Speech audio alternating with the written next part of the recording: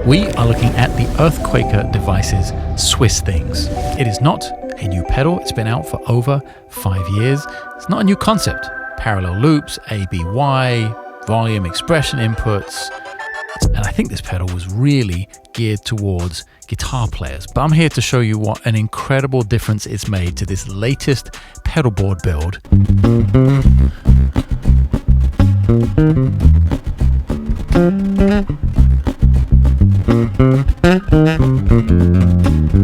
And how adding just the basic functionality of being able to switch between two loops in my pedal board has added an unbelievable amount of flexibility for what I do as a bass player. We'll get into all of that. I'll show you exactly how I'm doing it. I'll show you the whole new build even. But first, let's start the show.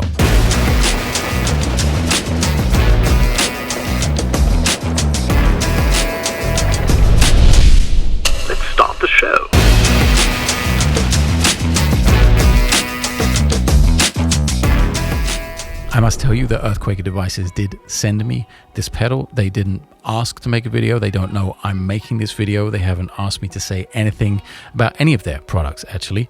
And this will be as much a surprise to them as it is to you seeing this for the first time when it comes out on my channel. So my opinions, as always, are my own. You know my motto if you've seen the channel before. If you haven't, I just like to make cool sounds with cool things. And although this thing doesn't actually make any sounds, it really improves the quality of the experience.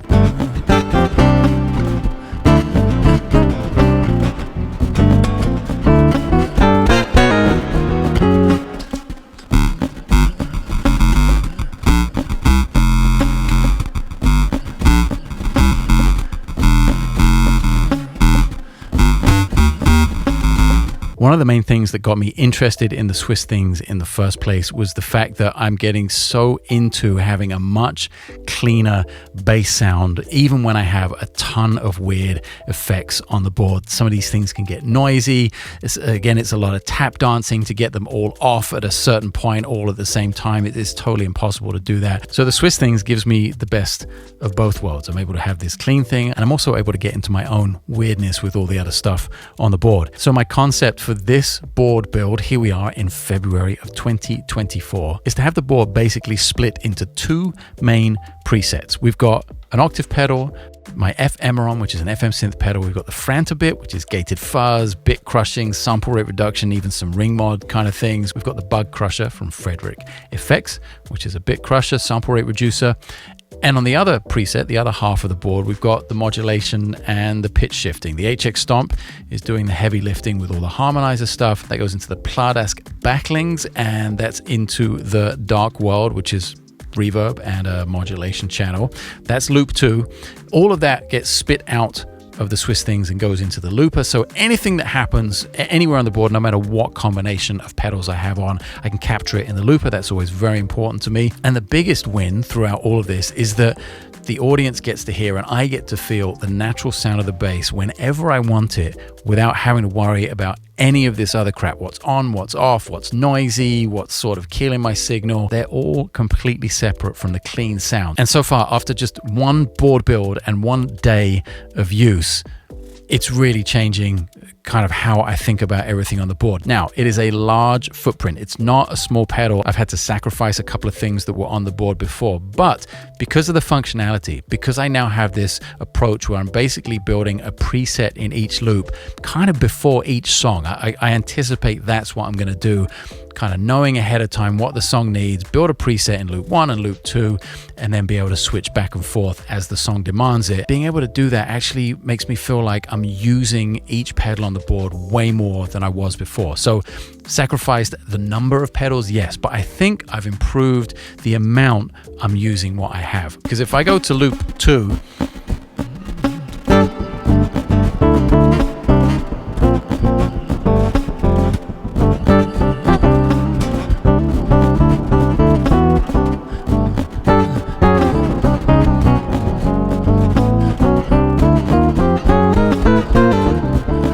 my pitch shifter, my linear stuff, there's a nice reverb on there. And in an instant, when I hit the loop 1 and loop 2 button at the same time, I'm off to the races with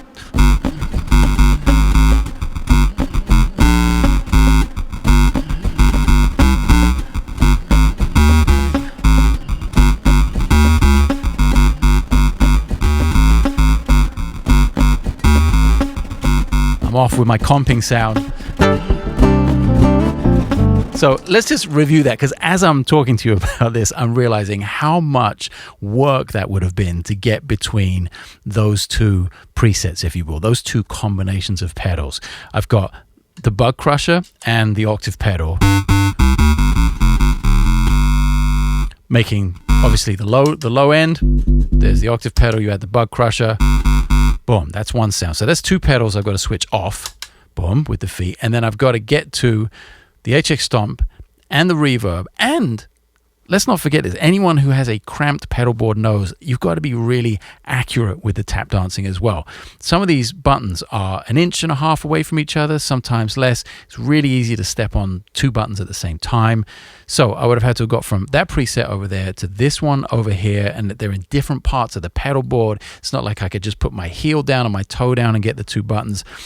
You get what I'm saying. There's a lot of work to get from this sound to this sound. Whoops, sorry. And I'm doing it in this simple one-time switch.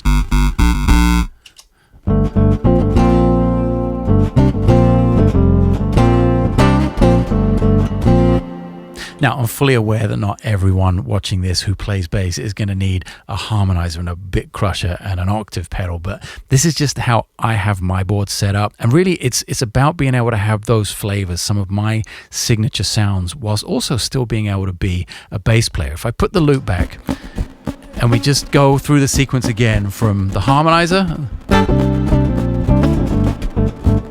kind of sound that will get you fired from a gig. We go back to the bass sound.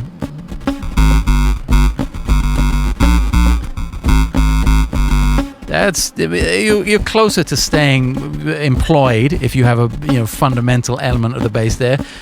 But say I'm grooving with the band and I don't need any of that crap, and I just want the sound of this beautiful instrument.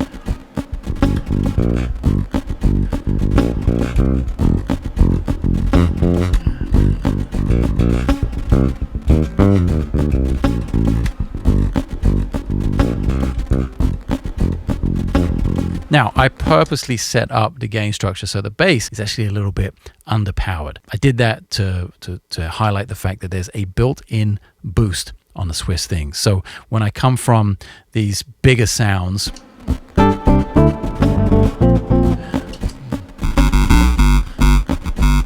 just to the clean, I'm a couple of dB underpowered there, it feels like. So it has a boost. I'm not going to give it much.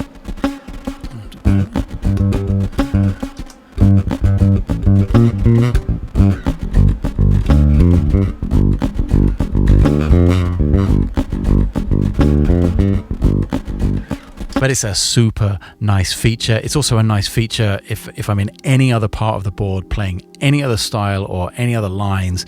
Just when you get to that point where the band grows, and this is something I would always carry on the road with me there. Behind me, you'll be able to pick out boost pedals sitting on the shelves. I just haven't been able to justify the space for a separate boost pedal on the board recently. I always wanted that little bit more volume so I could take down the intensity that I was plucking the strings with my picking hand. When we dig in super hard, we start to lose a lot of dynamic range, and we tend to crush our sound and compress our sound by just having to play and try too hard and use too much effort with the picking hand. So it's always nice to have that little boost option, especially when the band grows in intensity. Maybe you're playing a solo and you really want to just cut that couple of 2-3 dB than when everything was like simmering at the beginning of your solo. Really nice to have a built-in boost. I love the fact that these are non-latching switches. It makes for a much more quiet experience, and it just makes the pedal easier to operate as well. But it hasn't been until literally right now, today, as I put this together, that I got this new experience of the clean thing, completely separate from all the other pedals on the board, and then the option to make presets. Very exciting.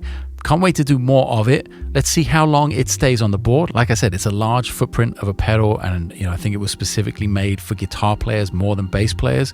And if I had any request from us, the little bass community over here in the corner, it would be probably to get rid of the second output. No need for the A-B button or the both button. I'd keep the 2 loops. I love the boost. Maybe we could get it down to 2/3 of the size, just a slightly smaller footprint. That would be amazing when you have limited amounts of real estate like I do on this small touring board. And let's see, maybe that's something we could look for in the future from Earthquaker Devices. If you guys are listening, hello, what's up? Consider this the request.